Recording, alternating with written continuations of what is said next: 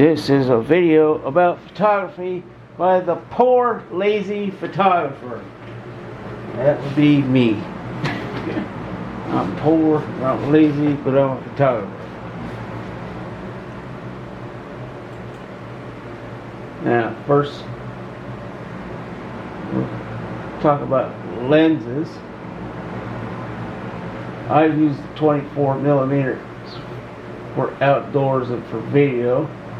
I use the 50mm for close-ups, and I use a telephoto lens, which is 75 to 300mm telephoto lens for distant objects or taking portraits at a distance.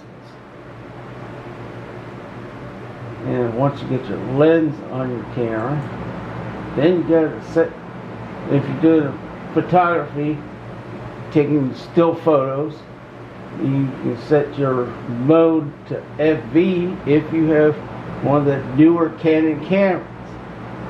Otherwise, use AV on any other camera.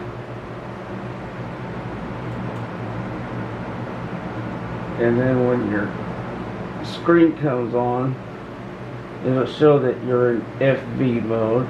And it'll also show you what your shutter speed, your aperture, your light meter, and your ISO will all be displayed, and they can all be changed on the touch screen. So first we'll talk about the ISO. I usually keep it on auto, but like they say, ISO, keep it low or set it on auto. The higher the number, the more noise might be in your photo. And now to f-stops and aperture. Now, if you set your aperture of like 1.4, it'll be very wide open. It'll let in more light, and your background will be very blurred.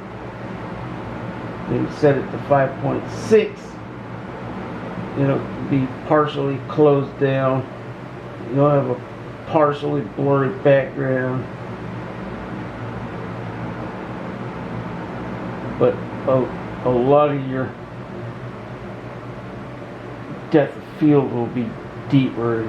You'll have several people in the picture as long as they're not far away. Now, if you set it at f11, it'll be closed down a lot more. It lets in less light, but it also puts a lot of everything into focus for a very long distance. And then if you go to f16, it'll be really close down, and everything as far as you can see will be in focus.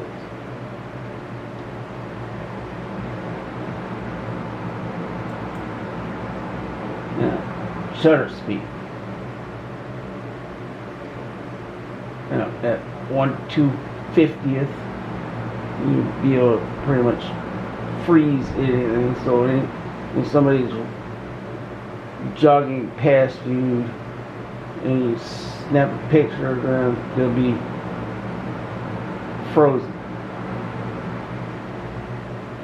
Then when you get to 1/60th, there'll be a little bit of a blur, maybe, depending on how fast your subject is moving. And it's about the slowest shutter speed you can hand hold your camera. When you get to 1/30th of a second shutter speed, you do need a tripod, and there'll be more motion blur. 1/15th, a lot more. 1/8th, really a lot of motion blur, and all of those should be shot on tripods.